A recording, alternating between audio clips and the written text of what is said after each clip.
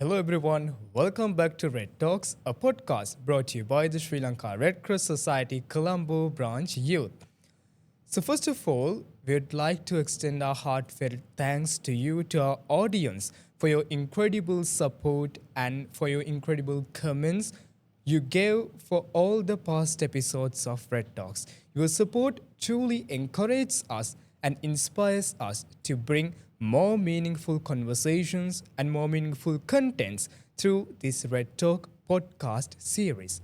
I'm Ravi Shabesekara on behalf of the Sri Lanka Red Cross Society Colombo branch youth. So today we are going to bring you a very important session because through this session we are going to connect with the global. We are thrilled to have with us Mr. Ameen Abdul, member of IFRC Africa Governance Group. So, Mr. Ameen Abdul is from Nigerian Red Cross Society, and what we are going to discuss with Mr. Ameen, what are the key topics that we are going to talk in this podcast series. So, today we are going to talk about how the International Federation of Red Cross and Red Crescent Societies, or IFRC, operates globally, and also we are going to talk about how youth across countries are becoming the driving force behind humanitarian actions. So, again, Mr. Amin, it's a pleasure to have you with us today in this podcast episode. So, first of all, I'd like to ask from you, how do you feel today for being here with us? And could you please give me a brief introduction of yourself? Thank you. So, like you have initially said, my name is Ameen Abdul. I am a member of the IFRC Africa Governance Group, which serves as like the governing board of the IFRC for the Africa region. And it's a pleasure to be here with you today. Okay, so as usually, we are continuing our program or podcast under several segments. So, under the first segment, we are going to talk about the Global Red Cross family. So, first of all, I'd like to ask from you. So, you are from the Nigerian Red Cross Society. So, Yeah. how the Red Cross Society works in Nigeria and how it connects with the IFRC? As we all know, the IFRC is a network of national societies. So the IFRC is actually created by national societies from across the world, and the Nigerian Red Cross, as well as the Sri Lanka Red Cross, are members of the IFRC. So as we know, the IFRC was created, like I initially said, by national societies from different parts of the world. Okay, so how IFRC coordinate with national societies in a certain situation? So IFRC in situations of emergency have, as we initially said, that it is formed by national societies. So we have regions in IFRC, as you know, like here that we are now. This is the Asia Pacific region, and I'm from the Africa region. This is the Asia Pacific region. So the operations are decentralized, right? The operations of the IFRC are decentralized. So for the Africa region, as we know, IFRC is in the business of general development, as well as responding to emergencies in terms of natural disaster and other similar humanitarian challenges that are happening across the world. So in a lot of cases, here, the Asia Pacific region, you have issues and humanitarian challenges that are specific to this area, like the tsunami, when the tsunami happened, as well as we have back there in Africa, we have certain humanitarian challenges that are specific and very prone to our areas. And the IFRC deploys through national societies to respond to these emergencies. Okay, so from your experience, what is the uniqueness of Red Cross or IFRC among the other humanitarian organizations in the world? So the uniqueness is, I would say, making me a global citizen. I'm a global citizen because I can come to Sri Lanka and feel like I have brothers and sisters in Sri Lanka. And then you can come to Nigeria and feel like without even coming, you don't need to know anybody. you know you have your Red Cross family to go to. That is something very unique about the organization, and it's very interesting because it sort of gives you a global passport that allows you to connect and be part of any community, any society you find yourself. Understanding the principles of the Red Cross makes it easy for you to dissolve and relate in any community, any society you find yourself. So it's very unique for me, which is very rare to find in other organizations.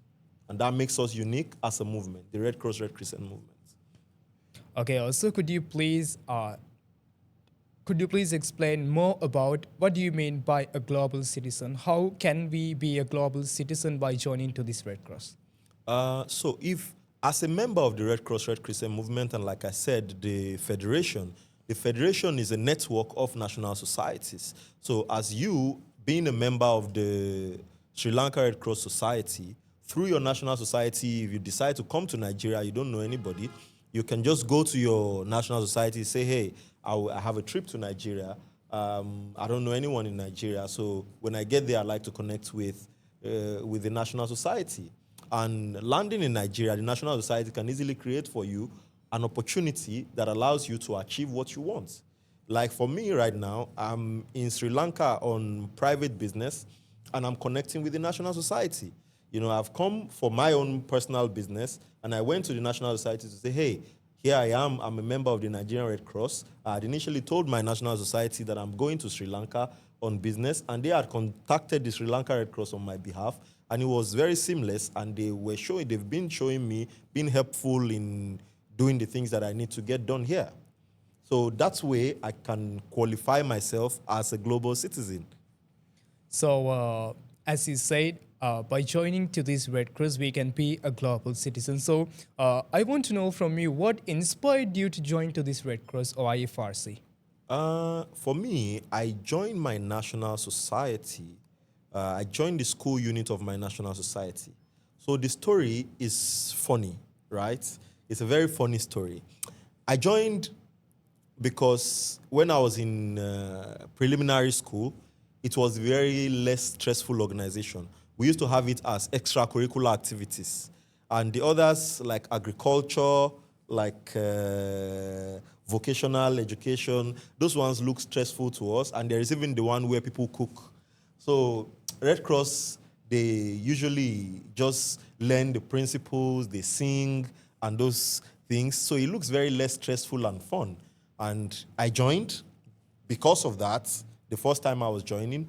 And after joining, it became more interesting to learn the actual work that the Red Cross does. And from then till now, I continue to learn different phases of the Red Cross, different activities, how we are coagulated as a movement, and how we operate, how we help the needy, how people perceive and see the Red Cross as a sign of hope when there are emergencies. So for me, these things have kept me going in the movement.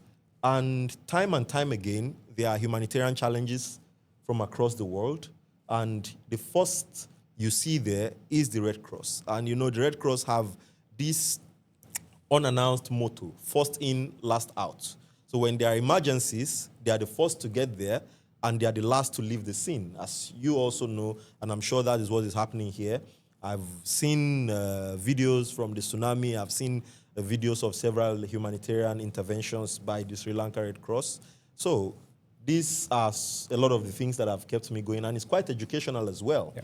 Apart from the Western education that we acquire from schools, it's you get to learn a lot of things from the first aid to self-development.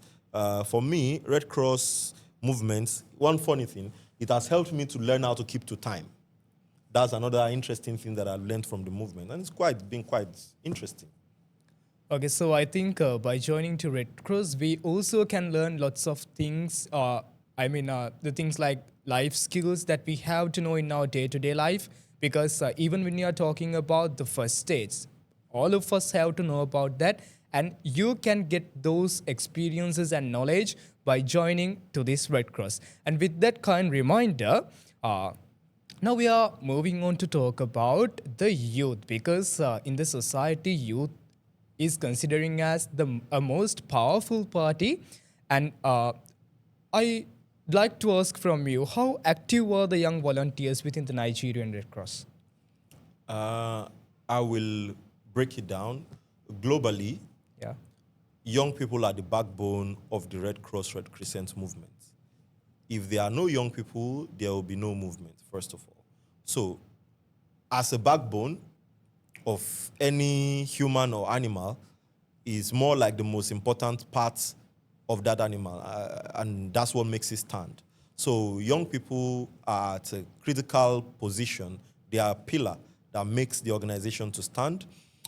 They are at the forefront of responding to emergencies when emergencies arrive.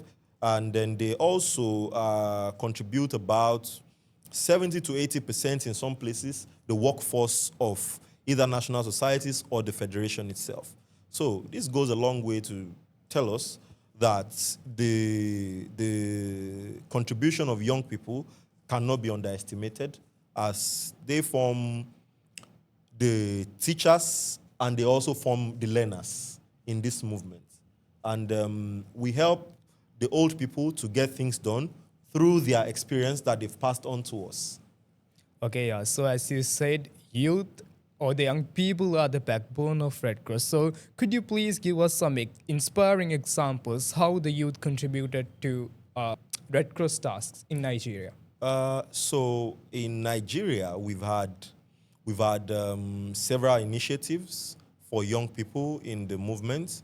We have climate change initiatives. There's a Pan-African commitment, which was done by all national societies in Africa. There's a climate action commitment, which aims to plant 5 billion trees in Africa by the year 2030. We hope to have achieved the planting of 5 billion trees. And young people, in the same, we usually have a meeting. It's called the Pan-African Conference. It happens, I think, every 3 or 4 years.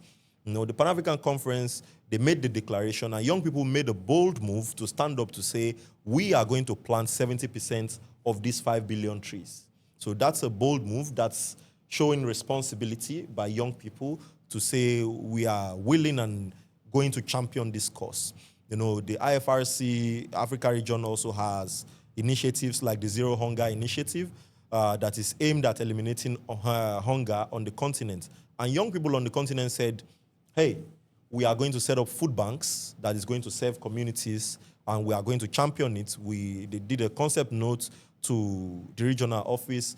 There are also mental health initiatives by the Nigerian Red Cross particularly, as well as the Africa Youth Network of the IFRC. In fact, they co-created a mental health toolkit. It's called I Can Survive with the Africa Union. So this shows that young people are taking strong positions in addressing strong issues that are affecting our communities. So, I take the opportunity now to tell the older people to lend their relentless support to young people because, like I said, young people are the ones pushing the ideas that they generate. So, as Mr. Ameen said, the young people have a huge potential to involve in this process. So that's why Mr. Ameen said that the backbone of Red Cross is the youth. So as I think IFRC may play a specific role to build up the future humanitarian leaders. So how does this IFRC empowers future humanitarian leaders? IFRC empowers future humanitarian leaders through what we call the transformational leadership. In Africa particularly, there is a transformational leadership agenda that seeks to empower young people to have a sort of metamorphosis, transform from youth into leaders. One, the youth are made to, there is on every governing board of national societies in Africa, there is at least one young person that sits on the board where the decisions of the national society is being made. And this is scaled down, like in Nigeria, we have what we call branches. Like you have the Colombo branch here. The branch where I'm from, there is a youth representative on the board of the branch that whenever they are having any decision-making meeting, which is a board meeting, that youth must be there and is open to giving his own voice, and there is always a large-scale encouragement to ensure that young people are not just there as figureheads, they make actual contributions when things are happening. So this is one of the transformational leadership agenda initiatives in the Africa region. There is also there are also initiatives that allows young people to actually showcase their skills. And the IFRC generally globally has initiatives like the Limitless Academy. The Limitless Academy seeks to allow young people to showcase their initiatives that they've developed in climate action. And the last cohort, I'm sure the Africa region, we had some finalists, to show that they are getting much support from the leaders, and the leaders are also carrying the young people along. If you check most of the national societies now, we have younger secretary generals, we have younger presidents in the national societies. This goes a long way to show that the movement is really open to advancing young people. I was having a meeting earlier. I realized one of my colleagues who, when I was National Youth Chair of the Nigerian Red Cross, he was also National Youth Chair of the Liberian Red Cross, is now the Vice President of his national society. So this goes a long way to show that the Red Cross movement allows for young people to thrive. It gives young people a chance. And that is why you are also here on Red Talks interviewing me, because Red Cross has given us, we young people, a platform to showcase our abilities. Yeah, so I also like to know from you, what role does the youth can play to promote the fundamentals of Red Cross and Red Crescent movements?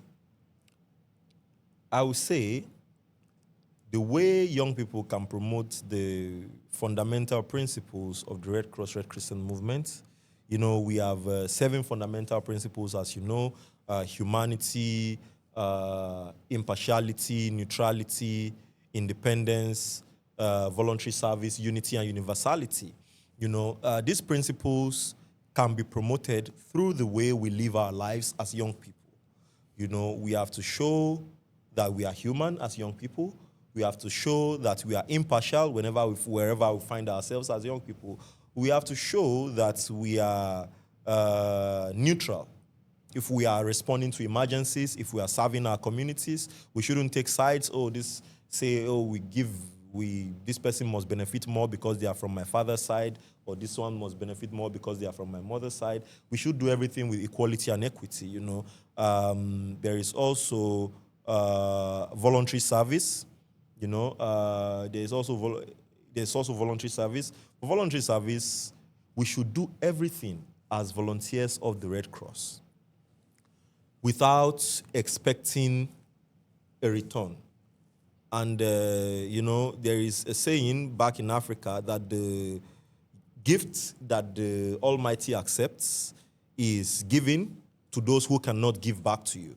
So when you offer service without expecting anything back. Get your fulfillment from being able to offer the service, having the grace to offer the service. And there is also unity. Walk in unity wherever you find yourself. I'm here now. I'm uniting with you, with everybody.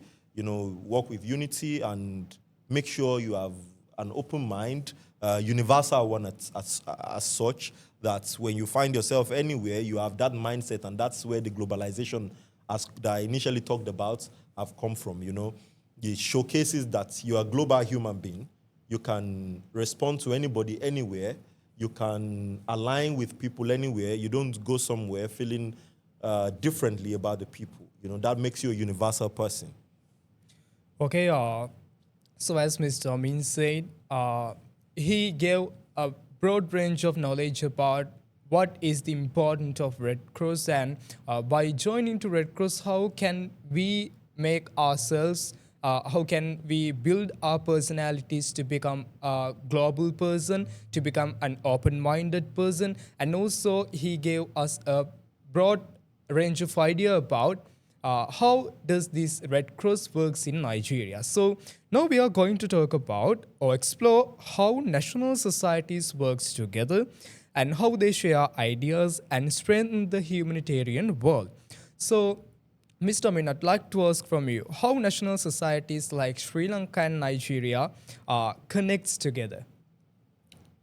One, we connect because we are members of the same movement. Yeah.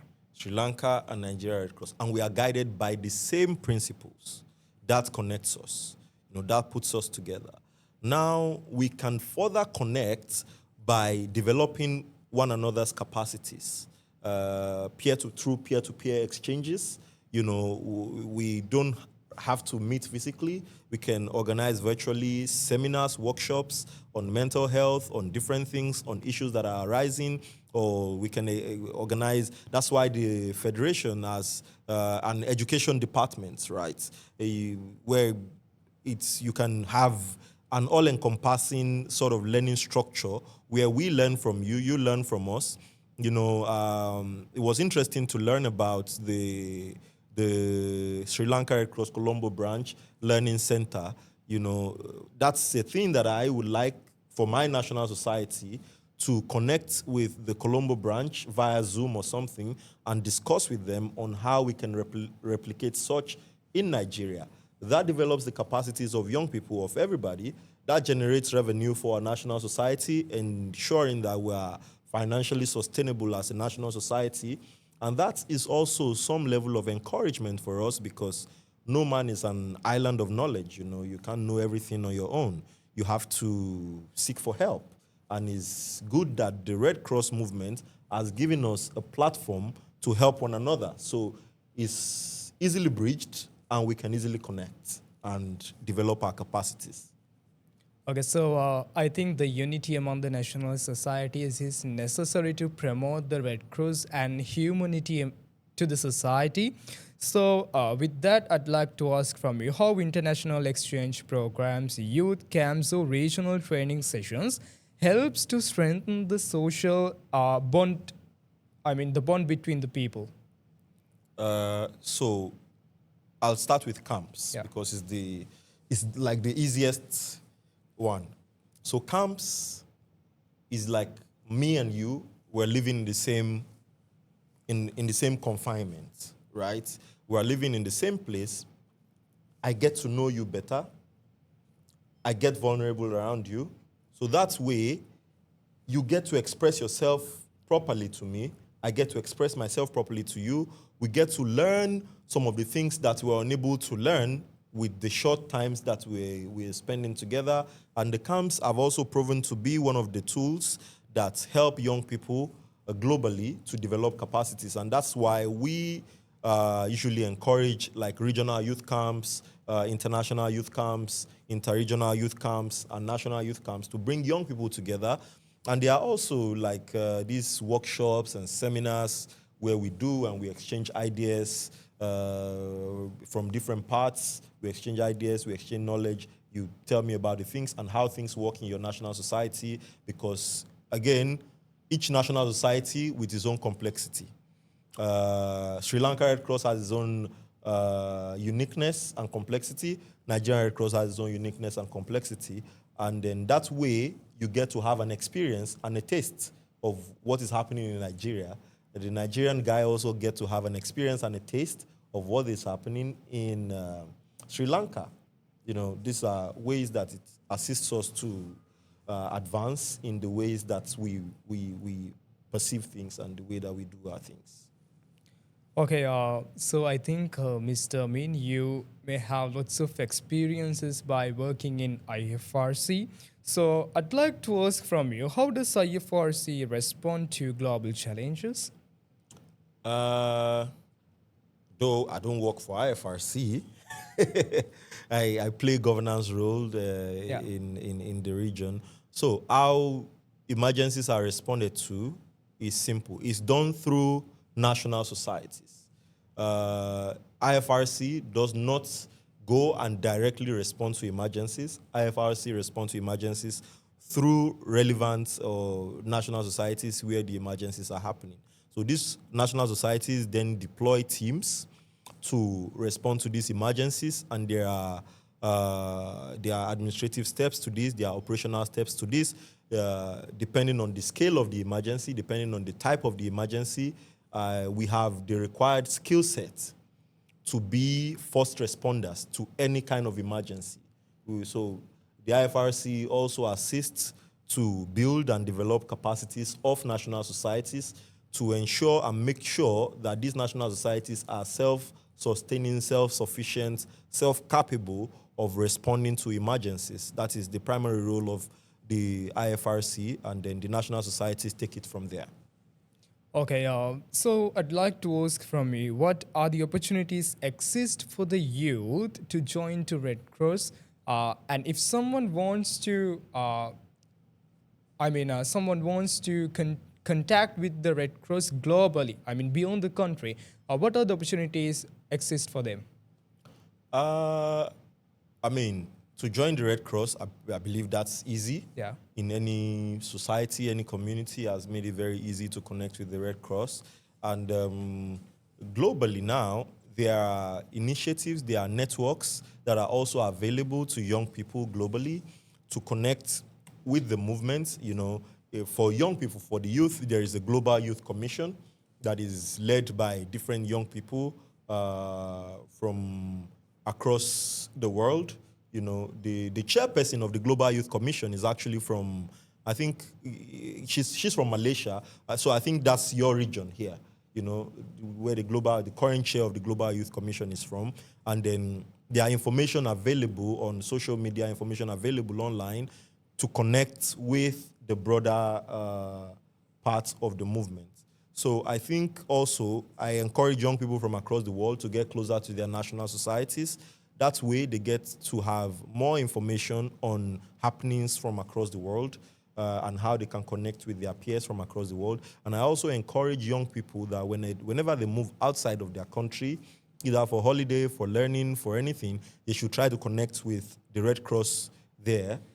One, to have a family, which you can easily say you are with the Red Cross, which is your family. To also learn how things are done, and that way they're able to broaden their experience and they're able to broaden their expertise and their knowledge of the movement, both operationally and otherwise. Okay, Mr. Ameen, how does the Nigerian Red Cross Society engage with schools and universities to promote Red Cross and to promote the humanity? So we have school units Red Cross. Some call it the Junior Red Cross. We have school unit Red Cross. Like I said, I started from basic school. Then they teach you the fundamental principles, tell you about Henry Donat, the story of how he started the Red Cross, and then these basics and those things. Now attracted a person like me, got me attracted to the Red Cross, understanding that, it was a story, and it was a very nice story.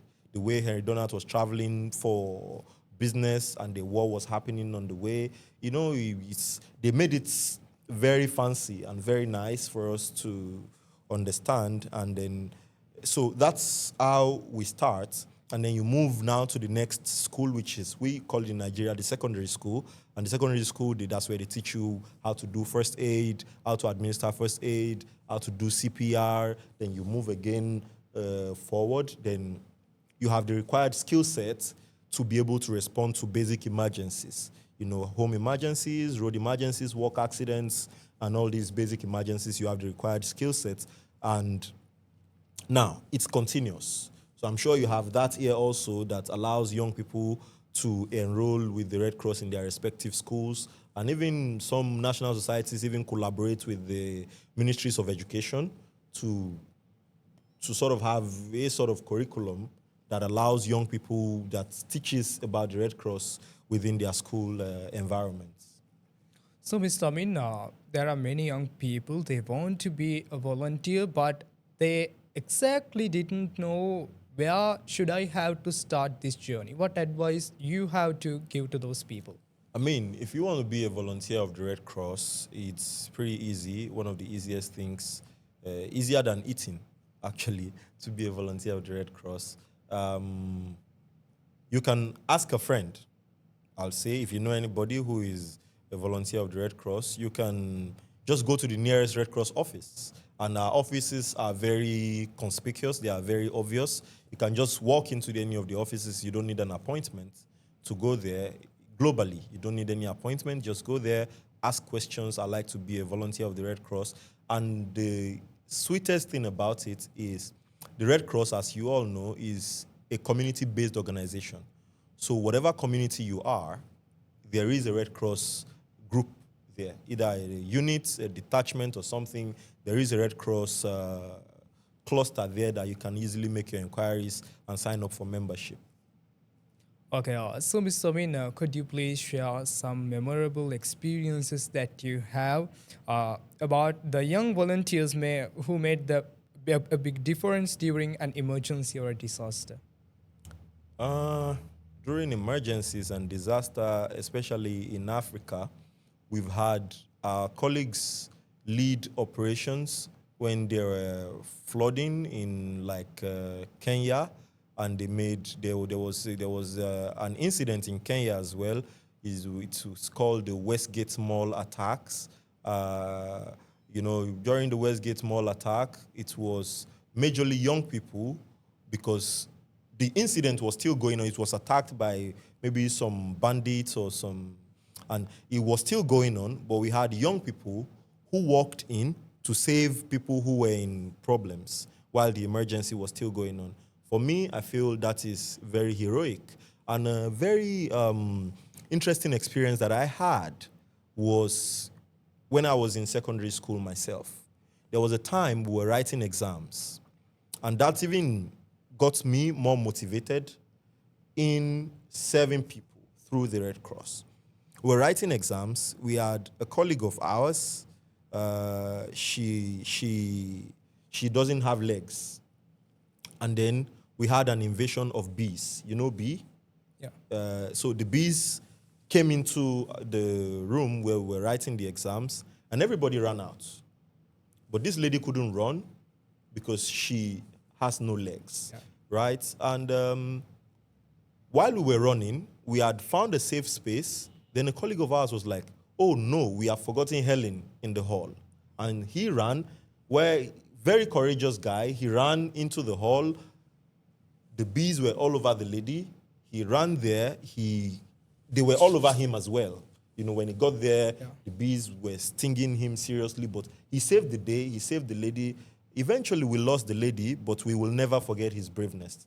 And that's why, for me, I thought for somebody, a young person, to think and remember another person at the detriment of his own safety, because he got there and he also had to go through medical procedures afterwards. But that's a memorable event for me and very remarkable one that I'll never forget.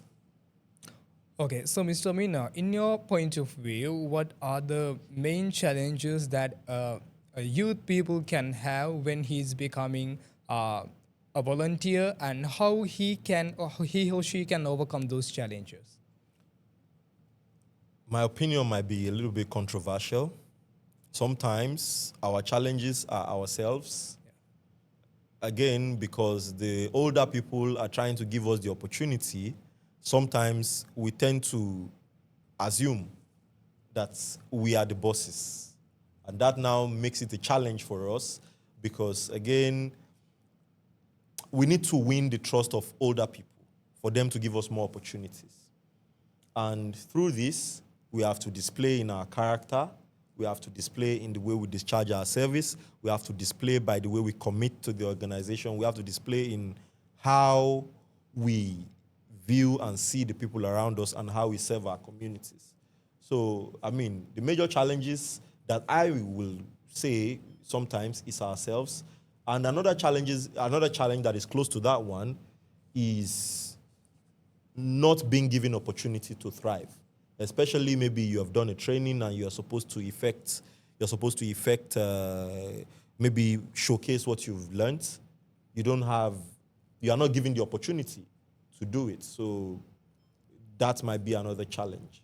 But the best way you can overcome this challenge from me is continue to be consistent in showing your availability to the organization. Show the organization that you are ready to serve, you are ready to lead, you are ready to respond to emergencies, and that you are a responsible young person.